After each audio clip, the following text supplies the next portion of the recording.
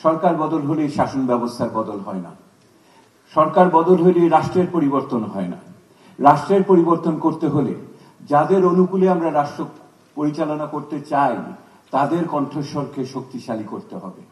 তাদের কণ্ঠস্বর যদি আমরা ক্ষমতার অলিন্দে পৌঁছাতে না পারি তাহলে কেউ তাদের কথা শুনবে না। ঠিক বললাম? তাদের কাছে এই কথাগুলো পৌঁছানোর দায়িত্ব আমাদের সকলের, এবং সেই নাগরিকদের পক্ষ থেকে আজকের এই অনুষ্ঠান। এইরকম একটি পরিবর্তন একা করা যায় না। এইরকম পরিবর্তন হলে আমাদের একসাথে থাকতে হবে, একসাথে কণ্ঠ মেলাতে হবে।